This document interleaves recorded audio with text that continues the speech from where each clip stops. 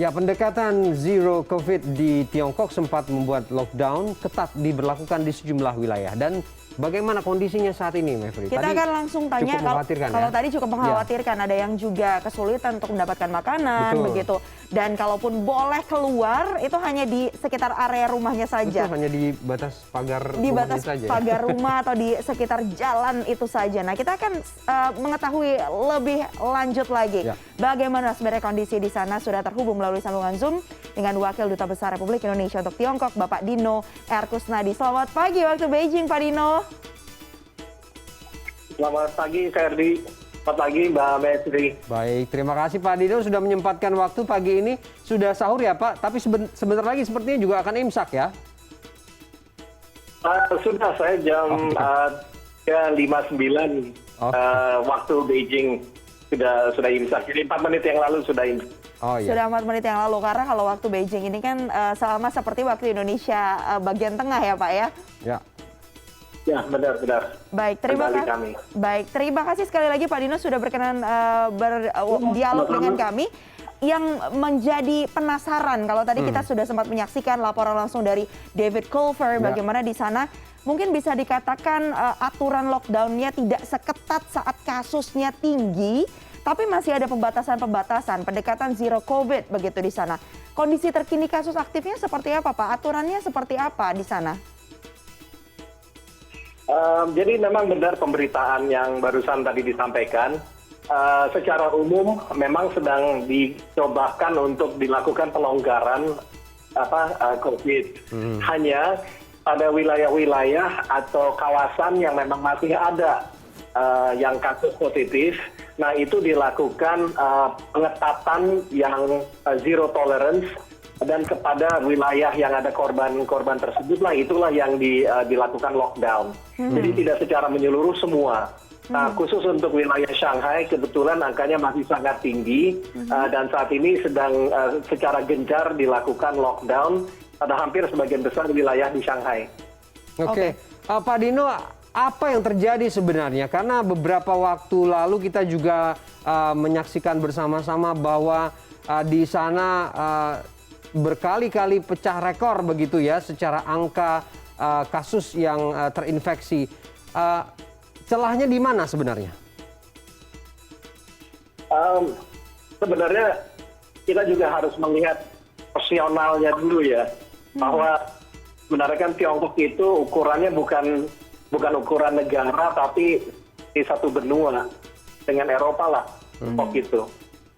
Nah, karena keleluasannya wilayahnya itu, kalau terjadi satu kasus baru pada satu wilayah yang kecil, itu tidak serta-merta melibatkan keseluruhan daratannya Tiongkok. Saat ini memang hanya daerah-daerah tertentu saja yang bisa dikatakan sedang meningkat tajam, seperti di Jilin, Shanghai, maupun di Shenzhen.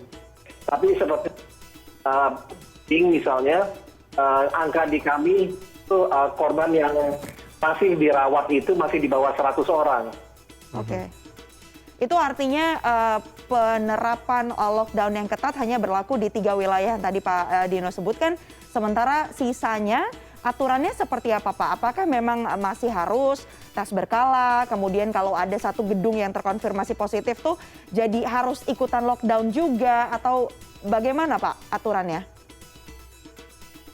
Hampir sama seperti yang disampaikan sama Mbak Mevri tadi. Seperti di Beijing, kalau ditemukan ada kasus baru, akan dilakukan social tracing yang sangat ketat ya.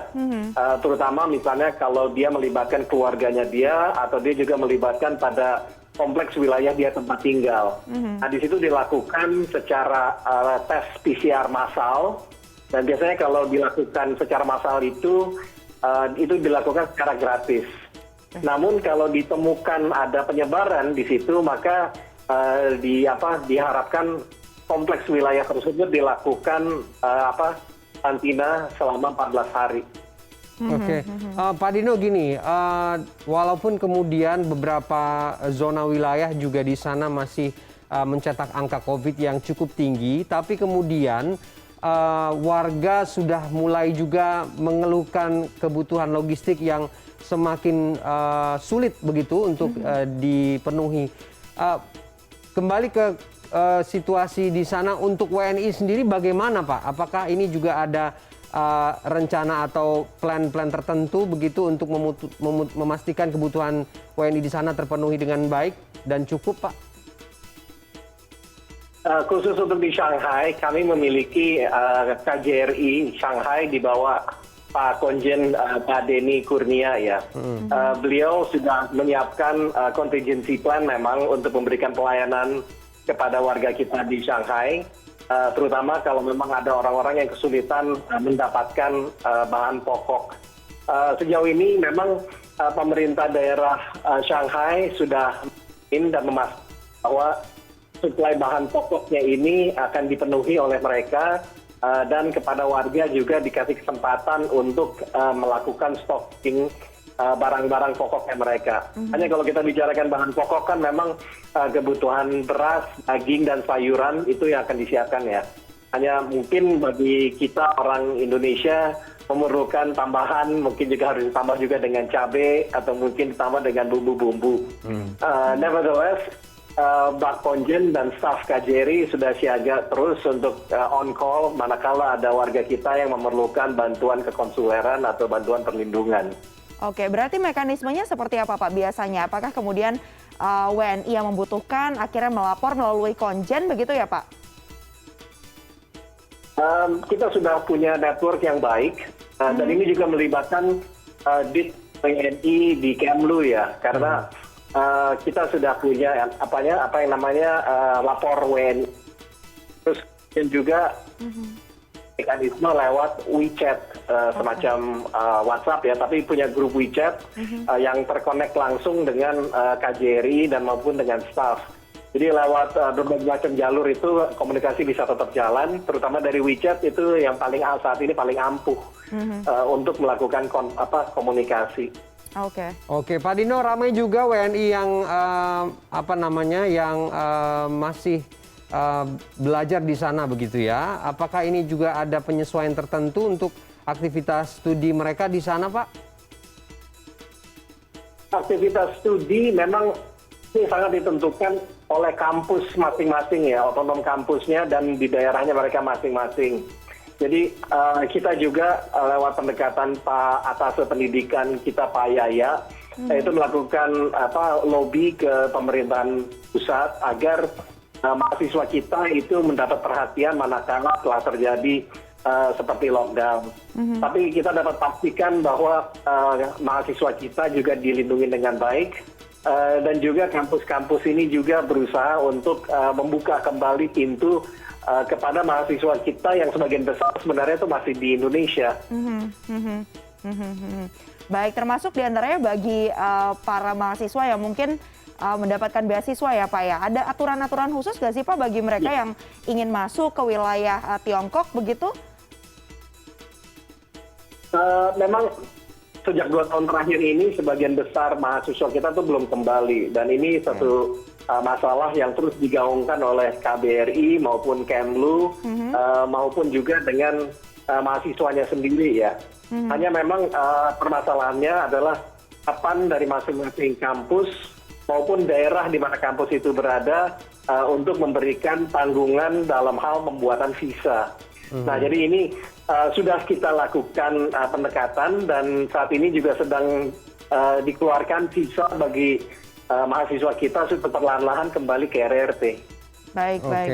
Pak Dino, karena hari ini kita sedang berada di bulan Ramadan begitu ya, apakah kemudian ada tantangan tersendiri Pak Dino saat menjalankan ibadah selama bulan Ramadan ini? Karena kan aktivitas keagamaan di bulan Ramadan seperti ini kan biasanya di luar negeri ini juga WNI-WNI-nya cukup aktif begitu ya untuk buka bersama, pengajian, atau sekedar silaturahmi begitu. Betul. Apakah kemudian dengan situasi hari ini agak sedikit terbatas ruang geraknya Pak atau bagaimana?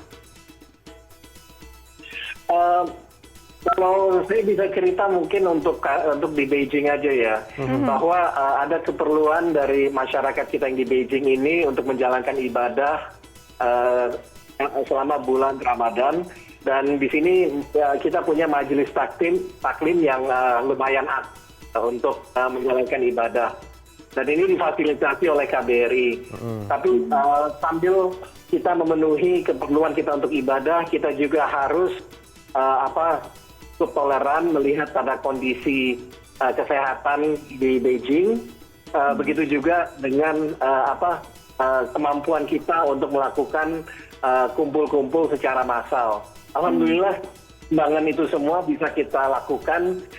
Dan pelaksanaan ibadah bulan puasa itu bisa dilaksanakan dengan baik kami di Beijing. Oke. Oke. Pak Dino, cerita dong apa sih yang dikangenin begitu di bulan Ramadan ini kalau lagi kumpul-kumpul begitu? Nomor satu pasti makanan khas Indonesia ya selama bulan Lebaran, seperti kolak, es cendol, dan makanan yang lainnya. Tapi alhamdulillah itu juga bisa terpenuhin. Kami majelis taklim di sini kan secara bergilir gantian masak untuk buka puasa manakala selesai ibadah puasa dan melakukan sholat maghrib bersama. Dan berkat kelincahan dalam hal meramu makanan khas Indonesia, itu lumayan terobati bagi kami.